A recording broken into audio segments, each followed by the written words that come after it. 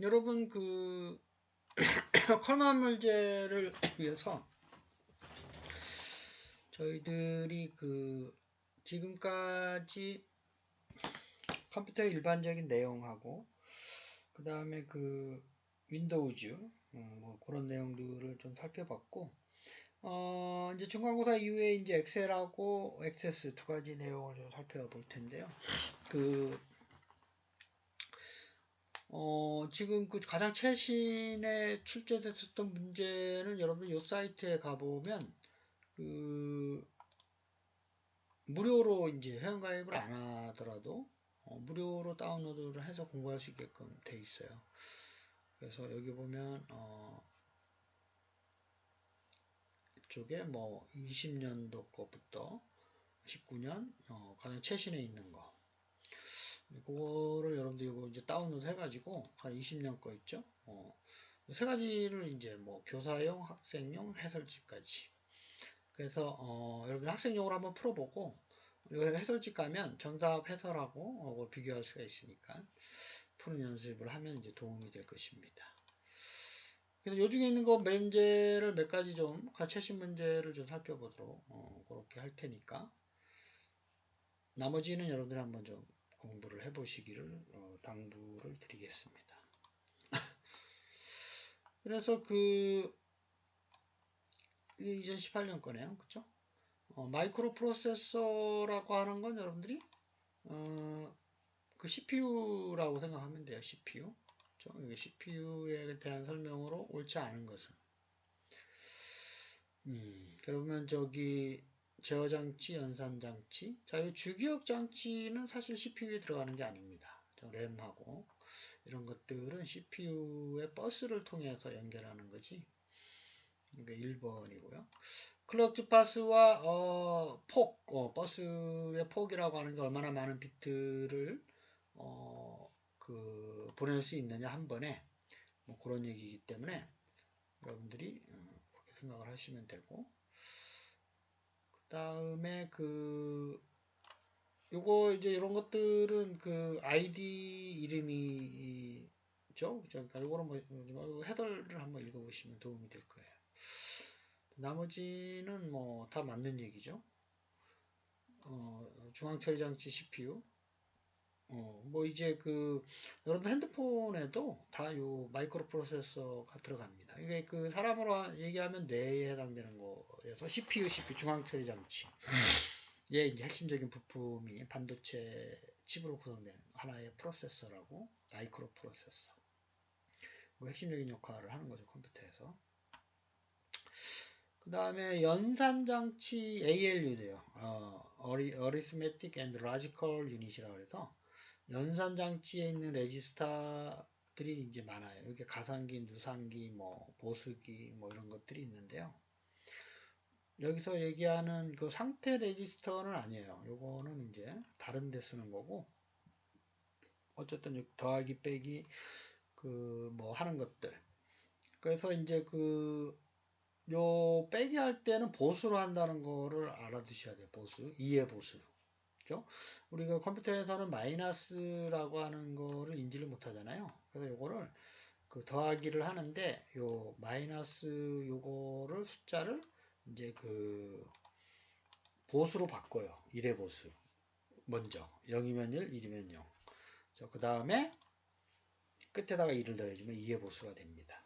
그런 식의 개념이 이제 2의 보수 방법으로 빼기를 이제 하는 원리가 이제 컴퓨터에서 보수기라고 하는 거예요. 컴플리멘타. 그 다음에 문제를 한번 볼까요? 윈도우에서 하드디스크가 좀 이제 용량 부족했대 적절하지 않은 거예요. 해결 방법으로. 낮은 파일, 타임보다 낮은 거는 이제 뭐 삭제해도 되고요. 바이러스에 감염된 파일을 모두 삭제하면 안 되죠, 이게. 이게 바이러스에 감염돼 있다 그래서 중요한 파일이기 때문에 일단 고쳐야 돼요. 그러니까 바이러스를 치료를 해야 되는 거죠. 그쵸? 나머지는 뭐 맞는 얘기고요. 자, 윈도우즈 레지스터리는 저희들 데이터베이스라고 그랬죠. 자주 쓰는 것들에 대해서 계층적으로 모아놓은 거. 빨리 수행하기 위해서. 그래서 이제 요건 좀 어려운 문제인데 요거를 기억을 하셔야 돼요. reg.exe가 아니라 regedit.exe예요. 레지스터리 에디트. 이건 좀 어려운 문제네요. 외워야 되니까 이거를. 그래서 좀 외우는 거 좀 외우면 이제 이렇게 좀 조금 어려운 것도 여러분들 문제를 해결할 수가 있습니다. 그 다음에 서버에 데이터를 전송하기 전에 아이디나 비밀번호의 입력 여부. 이거 데이터베이스를 얘기하는데 웹 프로그래밍 언어. 자, 우리 CSS는 데이터베이스 언어가 아니죠. 이건 이제 그 웹에서 HTML5하고 그 모델 관점의 디자인용으로 쓰는 거고, UML은 유니파이드 모델링 랭귀지라 해서 객체 지향의 그 그래픽으로 하는 거고, 버추얼 리얼리티 모델링 랭귀지는 이거는 뭐 가상현실 전용 언어고, 자바스크립트가 요즘 이제 이런 기능까지 제공을 해주고 있죠. 그렇죠?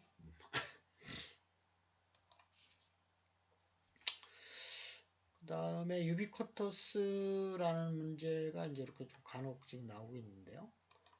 옳지 않은 것은, 옳은 건지 옳지 않은 것인지 여러분들 정확하게 판단하셔야 돼요. 그렇죠? 그래서 가능하게 고속의 네트워크고 휴대성이 있어야 되고 최적화된. 그렇죠?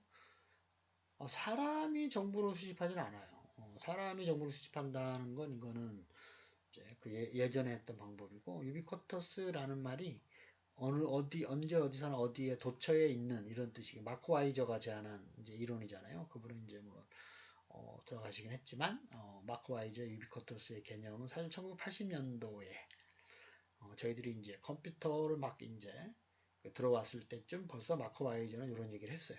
그렇죠? 언제 어디서나 사람이 원하는 서비스를 컴퓨팅 서비스를 받을 수 있을 것이다. 그 이제 유비쿼터스라는 말을 이 단어를 찾아냈죠. 그렇죠? 그 다음에 분산 처리 시스템, 분산 처리 시스템. 이 1번은 제가 여기다 적어놨죠. 다중 처리 여러 개의 CPU가 이렇게 있고 하나의 주기용 장치를 같이 사용하면서 프로그램을 동시에 처리하는 거예요. 다중 처리 방법. 두 번째는 시간을 분할, 시분할 시스템. 그리고 3번이 이제 분산 처리에 대한 내용이고, 4번은 하나의 CPU와 주기역 장치, 여러 개의 프로그램인 건 다중 프로그래밍. 그렇죠? 여러 개의 CPU로 하는 건 다중 처리. 3번이 분산 처리예요. 통신망을 이용하여 컴퓨터들에 의해서 작업한 결과를 네트워크를 통해서 상호 교환하면서 분산 처리하는 거죠. 이게 3번이 맞죠? 그 다음에 우리 그 이미지 파일의 대표적인 그 압축 형식 JPEG 옳지 않은 것은에 대한 얘기입니다.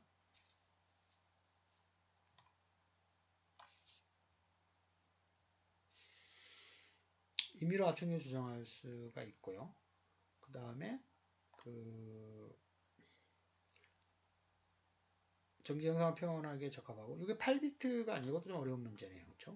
8비트는 GIF의 형태이고, 2의 8승, 256까지를 표현하는 방법이고, 이게 이제 JPEG은 24비트를 해가지고 더 선명도를 높였어요.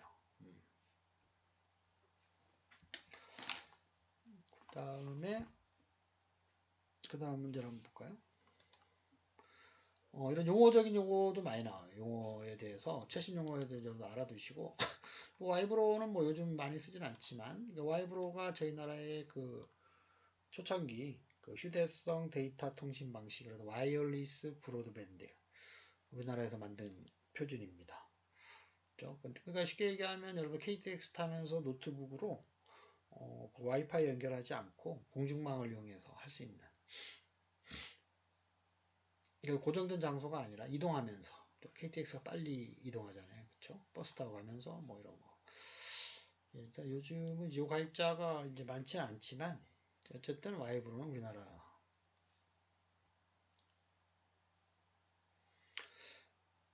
그 다음에 그 스니핑하고 스푸핑을 구분할 수 있느냐, 정보 보안과 관련돼서 뭐 그런 내용을 물어보고 있는 건데요. 그 스푸핑이라고 하는 건 눈을 속이다 뭐 이런 얘기입니다. 그렇죠? 스니핑이라고 하는 건 그 몰래 들여다보는 거. 4번이 스니핑이죠. 그렇죠? 3번은 스푸핑이고, 2번은 트로이 목마에 대한 얘기고, 1번은 뭐 벌레, 웜. 저희도 OSI 7 레이어의 기준으로 해가지고 그 인터넷 사계층을 이제 하죠. 링크, 인터넷, 그다음 이요저 링크, 네트워크, 그다음에 전송, 응용 계층. 근데 4번은 이게 응용 계층에 대한 설명이에요. 나머지는 뭐 다 맞는 얘기죠. 신뢰성 있는 거, 이건 데이터 주소 지정하는 거. 링크 계층은 사실은 두 개의 인접한 시스템 간의 신뢰성이 있는 안전한 통신을 하기 위해서 마련되는 거고, 그리고 요거는 이제 응용 계층에 대한 설명입니다. 자, 우리 이제 이거 좀 어려운 문제인데 19번. 그 공개 키와 비밀 키 두 가지 방법. 공개 키는 비대칭이라는 얘기예요. 그러니까 송신과 수신 측에서 암호화하는 거는 이제 다 공개가 됐어요. 근데 복호화하는 거는 비밀로 서로 이제 그 공개를 안 하죠. 그게 이제 비대칭이 아니다라고 하는 거고, 비밀 키는 서로 암호화 복호화가 똑같아요. 이게 이제 공개가 돼 있다라는, 공개가 안 돼 있지만 서로 똑같다라는 측면에서 비대칭이고, 얘는 공개가 돼 있지만 그 복호화하는 거는 다르다라는 측면에서 비대칭이에요. 그리고 공개 키는 RSA, 요 세 사람 이름을 따서, 그 다음에 비밀 키는 DES. 근데 이제 그 공개 키가 대표적인 게 DES가 아니죠. DES는 비밀키 대칭화된 암호화 그 보안 방법이고, 이게 잘못됐어요. 그렇죠? 그다음에 요 보이스 오브 IP. 그러니까 여러분들이 이제 카톡으로 음성 전화하는 거 있죠? 이게 대표적인 VoIP 기술입니다. 보이스 오버 인터넷 프로토콜. 일반적으로 여러분들 예전에 집전화, 요즘 인터넷 전화 말고, 그걸 이제 저희들이 PSTN이라고 그래요. 그죠? 집전화. 이것보다 이제 비용이 싸죠. 하지만 이제 동시에 여러 명이 하게 되면 품질이 낮아져요. PSTN보다. 그래서 이제 2번이 정답이고요. 옳지 않은 거니까. 그 다음에 이제 6번 문제는 대량의 데이터 패턴 찾고, 이건 데이터 마이닝. 이거 웨어하우스는 저장하는 공간이고, 마이그레이션 요 용어도 많이 씁니다. 마이그레이션. 그러니까 이제 시스템을 교체할 때 데이터를 어떻게 마이그레이션 할 거냐, 통합할 거냐, 어떻게 저장을 할 거냐, 새로운 데이터와 어떻게 합칠 거냐, 이런 거 고민하는.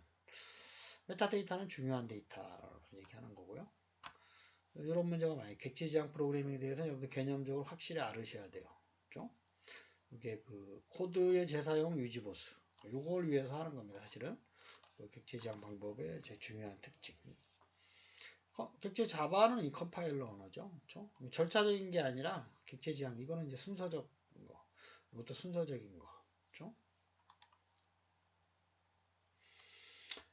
자, 우리 윈도우에 관련된 내용도 시험 문제에 꼭 한 서너 개는 나오기 때문에 메뉴의 상위표를 꼭 알아야 돼요. 그러니까 요 폴더 옵션이라고 하는 게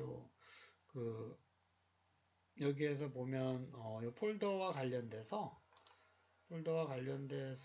파일에서 보면 요 옵션, 이제 폴더 옵션에 관련된 것들이에요. 여기 보면 검색 기능, 그 다음에 다양한 숨길래 이렇게 표현하는 방법들, 요거를 물어보는 거고, 실제 요 보기 기능에 가보면 요 탐색창이라든지 미리 보기 창 이런 기능들이 있죠. 이게 이제 레이아웃 설정과 관련된 겁니다. 그래서 이게 1번이 요거는 이제 레이아웃과 관련된 거죠. 나머지 것들은 아까 폴더 옵션에서 다 설정할 수가 있는 거고.